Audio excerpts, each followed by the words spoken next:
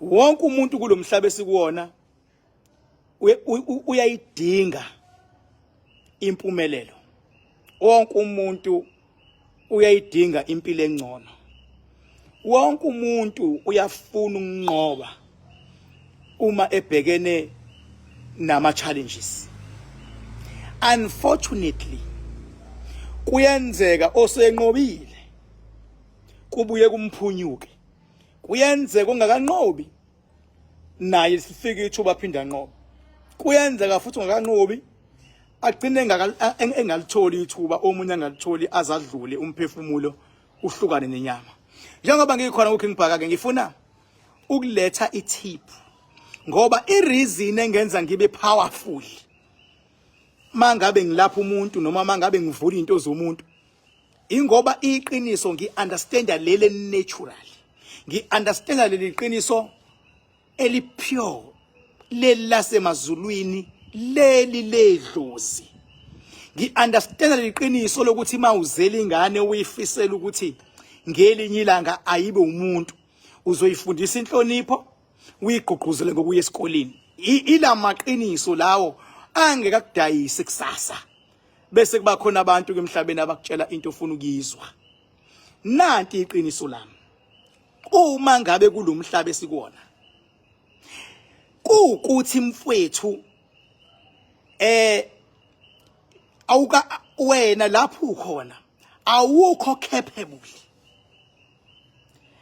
musa ukujaha impumelelo, qala ufake i-capability kuwe ukuthi yini into ezokubeka kwampumelelo, ngoba kwampumelelo bafethu akufikwa ngecash, kufikwa ngengqondo yakho ukuthi ikwazi ukuhlanganisa ini nani mase kuphuma impumelelo. Ikwampumelelo silimalile phambilini, sikholelwa ukuthi khona umuntu ongakuthatha nje from grade 6 akunike izinto mawusuba yi-multimillionaire ngoba unikwe into kodwa ingqondo ayikho. Ayikho leyo nto bafethu. Fortune favors the brave. Into ebalulekile mfowethu iba nengqondo then okuhle nomusa kuzokulandela. Ingakho isikole sibalulekile ngoba isikole senzani, siyayivula ingqondo yomuntu. Isikole siyamposition umuntu ukuthi ugudi kwini. Ingakho ingane noma ifunde esikoleni kumele ngaphakathi iphile ukuthi yini efisa ukuba yiyo, yini egudi kuyona, iqale incane ikholelwe into efuna ukuba yiyo ukuze isidalwe sikuyena sikhule naye ukuthi simbeke la afuna ukuya khona, ingaconfuseki ingane ukuthi ufuna ukuba yini. Bafethu ngithi kuwena qala ngokulungisa ingqondo ukuthi lapho ukhona wena iliphi talent ofuna ukuphila ngalo, ngoba lemhlabeni kumele ube nendlela ozophila ngayo. Abanye baba baculi, abanye bafundela imisebenzi ngokuhlukahlukana, abanye mfowethu babe nekhono nje lokuthi akafundile impela kodwa ikhono lezinto ayibazayo, ikhono leart analo liyamthatha mase kuba ama challenges ke manje yokuthi usenalo ikhono kodwa ikhono lakhe alimfakela imali kodwa abantu bayalithanda, ikhono lakhe ali-exposekile to public. Ingakho kuba khona kwe-social media kwenzele wonke umuntu ukuthi akwazi ukuyiveza umuntu ukuthi ugudi kuyini. Ngikhuluma ngomuntu ongekho capable. Mfethu awukwazi ukusuka from ukuthi empilweni yakho awukakazi umqondo wakho ukukhiqizele ukuthi ukwazi ukuba no-50,000. Ngoba umqondo wakho awukhiqizele ukuthi ukwazi ukuphatha u-50,000 ngelinye ilanga, umqondo wakho ozokubeka lapho. Ngeke umqondo wakho ungakwazi ukwenze ukuthi uphathe u-50,000 noma uphathe u-20,000 bese uthi umqondo wakho uzokwenza ngoba khonto eyithathile uzoba rich uphatha ama-million. Kushawa wena lapho. Bese kubakhona abantu futhi ke bengikhuluma manje bengisakhuluma ngabantu abangekho capable. ukuthi umuntu le khona zama noma isitifiketi sani esokwenza ukuthi lento ofuna ukuthi kufakele imali iba nalo ikhono lakho bese uba naso isitifiketi noma ube nayo indlela yokwenza. Bese kuba khona labantu ke abafundile abanakho abanye banamabhizinisi kodwa amabhizinisi abo ayawa. Ufundile umuntu kodwa imfundo yakhe ayimusi ndawo akabathola amathuba omsebenzi. Ngibhaka kusuke kwenzakaleli lapho before singenelele thina abaka spirituality ifuna sikutshele iqiniso ukuze masifika sifike kuwena uready ngeqiniso ukuze ube lula umsebenzi wethu. Mfethu, for you to succeed ngoba unakho ekumele ube nakho ukuze uphumelele, qinisekisa ukuthi kwi-environment okuyona kune peace, kunokuthula. Uma ngabe kuukuthi ufundile mntwana uhlala kini, qinisekisa ukuthi abazali bakho lapha ekamelweni banokuthula ngoba izono zabazali zihlela kubantwana. Uthola ingane ingalungelwa yilutho kanti impi bambene esigodlweni esikhulu ekamelweni. Ikamelo isona sigodle esikhulu kubantu. Yini ikamelo kube isigodle esikhulu? Ingoba isona esikwazi ukukhiqiza, ilona elikwazi ukukhiqiza izingane, ikamelo labazali. Uyathanda noma ukuthanda, ikamelo labazali ilona eliyisigodle esikhulu ngoba likwazi ukukhiqiza izingane. Bese kuthi isigodlo sakho noma indawo engcwele noma la uthandazela khona, leyo indawo yani, leyo indawo yokuthula, yokuthi mawufuna ukuthula ufuna ukucela iya endaweni engcwele. Ingakho isigodlo sibizwa ngendawo engcwele ngoba akufanele kube nesiphithiphithi, kube nomsindo, kube nani. Ukhumbule mangithi isigodlo ngisho even indawo yokuthandaza. Mangithi isigodlo ngisho isigodlo ngoba kuthiwa kugcwele imithi, cha, ngisho isigodlo ngoba indawo ekhethekile yakho, ngabe yokuthandaza, ngabe indawo yokushisa impepho, ngabe indawo yokukhuluma nabadala, ngabe indawo yokumemeza uJesu, yokumemeza uShembe, leyo ndawo ekhethekile ibizwa ngesigodlo.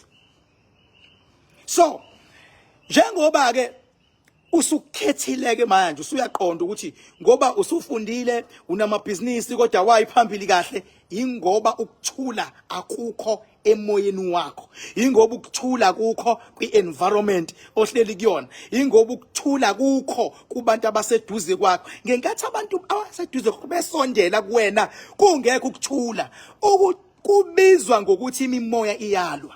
Once kwaba nomsindo lapho imimoya iyalwa, imimoya mayilwa, there is no concentration for a brighter future.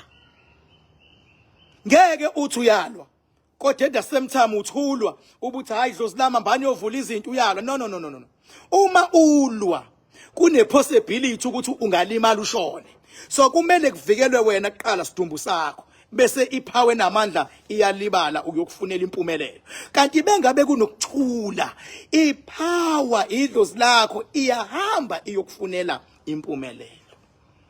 Angazi abantu noma bayezwa yini. Ngiyacela othandweni, akulona ihlazo ukuthi umuntu wakho esenifike kwi-toxic relationship. I-toxic yini?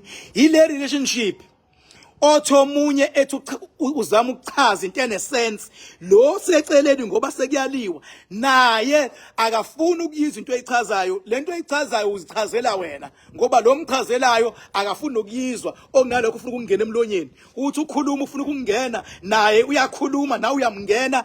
Akasekho okuthiwa niyathandana, akasekho osubmita komunye. Kanti impilo iyi-hierarchy, kumele kube ongenhla kube olandelayo. Akuvumelekile nibe kanje, ngoma niba kanje uzothi elibeka lo nalo elibeke. Ngenkathi elibeka inkunzi eziwu2 azikwazi inkunzi eziwu2 ukuhlala ndawonye. Wena ungacabanga ukuthi njengoba lo uyabona besifazane beke wavuka waqophisa nendoda, uvusa idalwa zakubo ezayivumile ukuthi sizothoba, ezamakhehla nezithanda impi nezilwane ezingamfuni ukuthi abe kulomendo, uyazivusa. Uma sekuleso simo esevusa idalwe yilele zaqondana kanje nawe, sekukhona ingozi, sengafa umuntu. Igudi ngani ke manje ukuthi uthathe isinqumo? Ukuthatha isinqumo ukuthi niyahlukana akulona ihlazo, akulona icala, kodwa isolution. Because manihlukana ka spiritually kuthiwa you choose peace.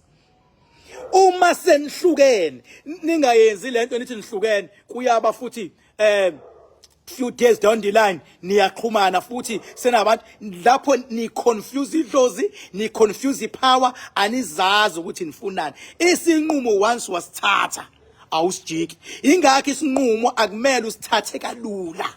Isinqumo abantu abaningi ibona ababe iboundary yempumelelo yabo. Ngani? Ngokuthi empilweni yakho ulethe umuntu noma umuntu akulethe kanti aniyi ukuyokwenza uthando, niya komakana uthola ukuthi uyakhiwa impela umuzi kodwa le kamelweni sekuhlukene ama-room okulala. Ubaba ulala kweyakhe ingoje, umama kweyakhe ingoje. Ubaba kweyakhe ingoje uthandaza ubiza abakubo, umama engojeni yakhe uthandana ubiza into zakhe, omunye uyayithakathela ekamelweni nomunye azithakathela ngendlela yakhe, uyashwabula ubophela longane bophela. Niqonda ukuthi izingane zalendlini ezifundile ezingawuthola umsebenzi zizowuthola kanjani?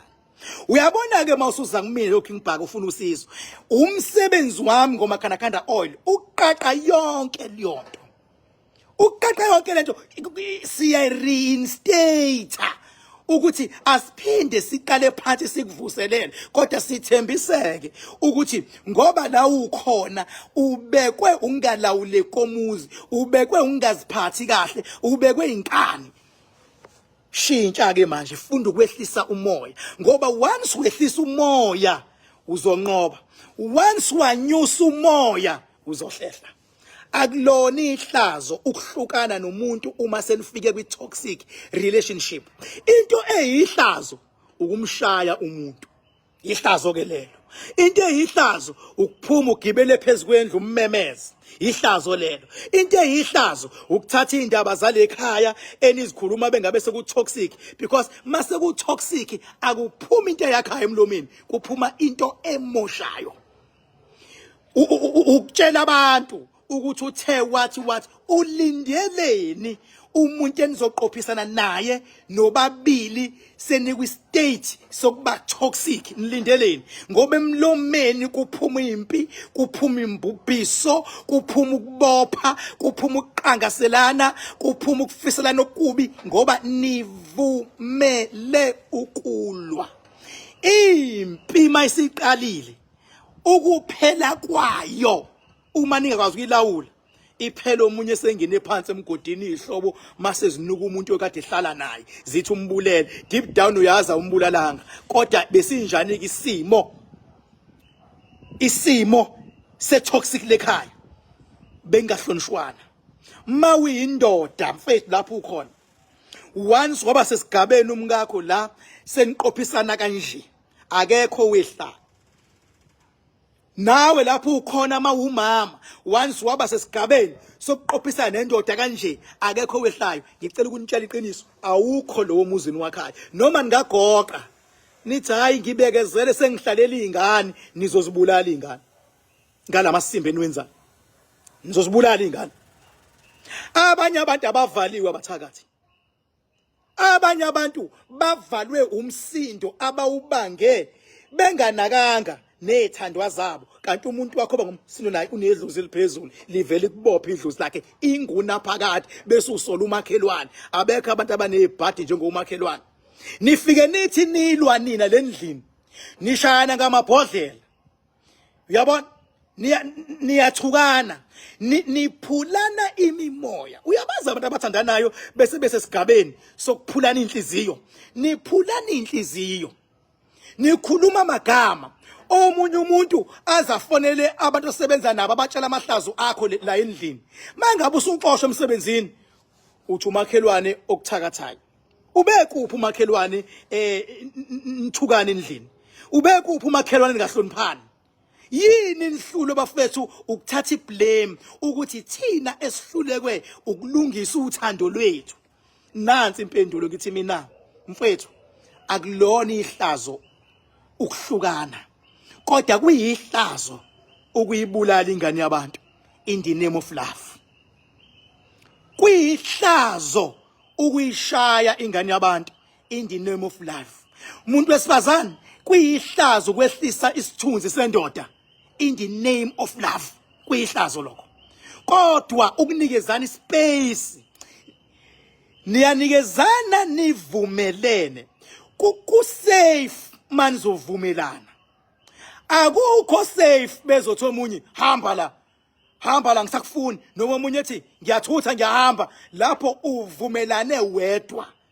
Ifuna nihlale phansi niba abantu abadala ukuthi ngoba isimo sinje asisolve ngalendlela, kuvunyelwane ukuze mayikuvakashela indoda ukini ikwazi ukumukelwa kini, nawe mawufika uzoyibheka ukwazi ukumukeleka la. Kodwa mawuzohamba nixabene, isiya report indoda uthatha imthwalo umakoti wahamba. Umakoti uyabona manje ukuthi sekuyaliwa naye. Uma indoda izomxosha umakoti athi kuba umakoti hey ingixoshile le ndoda ithi ayisangifuni yangixosha, uyabona yini ukuthi uyandoda kunzima ukuthi mawusuzizwa umthando umuntu wakho ukuyombheka kubo ngoba wamxosha kabuhlungu.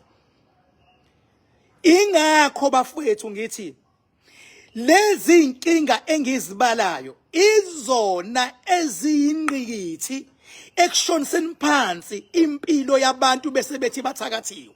Ngenkathi uthi uthakathiwe bese wenza imistake, uphume uthi uyofuna usizo, kanti la uyofuna khona usizo bayoku-exploiter more. Sebeyokuyuza ke khona, uzofuna ukhokhisa 200,000. Ukhipha kwakhe imali enkulu awisolve problem, but you are creating it. Ngoba lo 200,000 ngabe ukhave something, ukhipha 100,000, still liyonto ingasebenzi because uhamba nemimoya emibi esithi manje lahla imali. Ingakho ngisho ngithi mina la abantu befa khona ngiyofa khona bese beya understand ukuthi inhloso yami nemakhandakanda dam, makhandakanda oil, makhandakanda palace, makhandakanda village, inhloso ukuthi mina ngihlonipha bonke abantu abakholelwa kumina nabathatha omakhandakanda oil ukuthi nibaningi uma nifikile nazi izindlu ngiyazakha. Bangibuza abantu bethu King Bhaku unefamily engakanani njengoba enomuzi omngaka eDamini, enomuzi omngaka eRockridge. Ifamily yami inkulu kakhulu ngoba ifamily yami ilabantu bomakhandakanda oil, iyona family yami leyo. Iningi kakhulu, mase kufike yona baba ngeke uzungithinte. Leyo makhandakanda oil. Njengoba ngakangaka ngakhela ifamily yami yakamoya, ngakhela ifamily yami yasemazulwini, ngakhela ifamily yami yakamakhandakanda oil. Si family ingangithi mina noma kuthiwa namuphi umbuzo unani ilungelo lakho ukushaya imoto uthi King ukhona neDamini, ngicela ukubona eDamini nginomakhandakanda oil sengiyazi. Sixoxe uthi hayi awuthi ngingene futhi naseDamini, nami ngithi hayi asingene sesiyangena futhi sengiya ngoba ikini. Akufanele imoya emdaka ikunamathele, akufanele imoya emdaka ikuzame. Kumele silwele ukunqoba, kumnandi kukubi uchallengewa, silwele ukunqoba ukudela konke. Uthi nje ngisa King Bhaka istep is leso sokunqoba. Ingakho ngikhuluma lezi zinto ezibasic. Ngicela ningaziblame izingane ukuthi azithola umsebenzi uma kuwukuthi ekamelweni niyalwa. Ngicela ningaziblame izingane ukuthi azithola umsebenzi makukhona umuntu lekhaya odakwa azalale passage azayichamele. Leyo muntu usuke engasangeniwe umoya wobulwane, usuke seyisilwane eqobo lakhe. Njengoba edaka lohlobo umoya wakhe uzophazamisa nezinye izingane eziserious. Ngingablame izingane. Kodwa uma kunokuthula, izingane ezifundayo nezifuna imisebenzi zithandaziswe ekamelweni, ake kube indawo yokucela impumelelo, akube indawo yokucela ukunqoba kubantwana, akube indawo yokucela imisebenzi kwabafundile, akube indawo yokucela amathenda kwabenza amathenda. Ekamelweni angingabi iboxing ring ngoba ila kuzalwa khona ingane ekamelweni. Isona sigodle esikhulu ikamelo. somuntu ophilayo. Ingakho ngisho kuza amaphupho ezulele, ulelephi? Ulele ekamelweni, uzotshela izindaba, kodwa beke kwabakhona umsindo ongalawuleki, azonqamuka amaphupho. Umuntu nje once wangena kwi-toxic relationship, amaphupho ayanqamuka. Anqamukelani? Anqamuka ngoba ayavalwa ukuthi ungabe idlozi lisakutolikela, ngoba le ndawo le ekumele lifike khona kuyaliwa.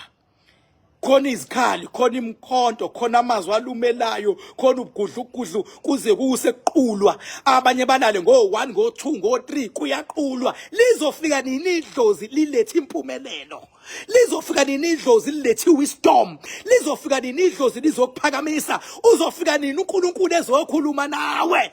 Uzofika nini umoya engcwele uzokubonisa indlela? Ngoba la kumele ufike khona umoya engcwele. Awukho umoya engcwele khonani? Khona umoya olwayo.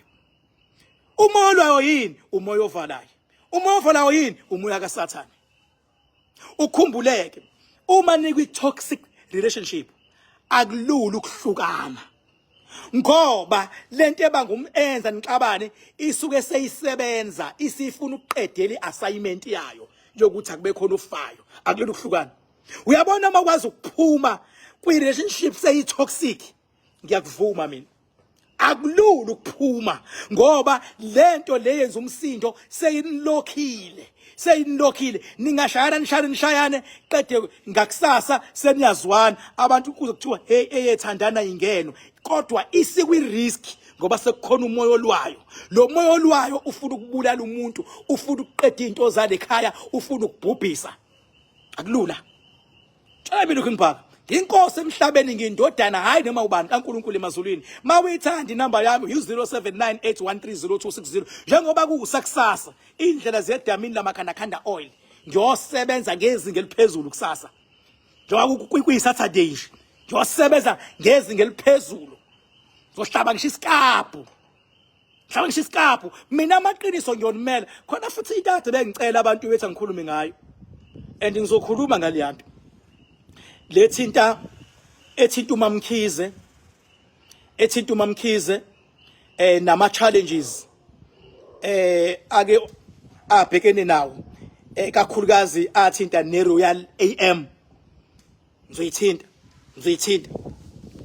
ningikhumbuze futhi ngoba phela iRoyal AM iclub leyo esezingeni eliphezulu. So into ke thina ke sikwazi ukuyidonsa, sikwazi ukuyiconsulta, sikwazi ukwenza noma yini. And mangikhuluma ngisuke ngizokhuluma iqiniso. Into ethinta uMamkhize nje neRoyal AM nama challenges ngizoyithinta. Onyanyayo mangithinta futhi, hayi uyazi kuthiwa nje onyanyayo. Isho ukuthini lento? Ngezivinjwa abantu abanyanya.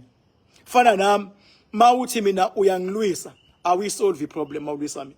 You are making it worse. Are we solve it? And it will never be.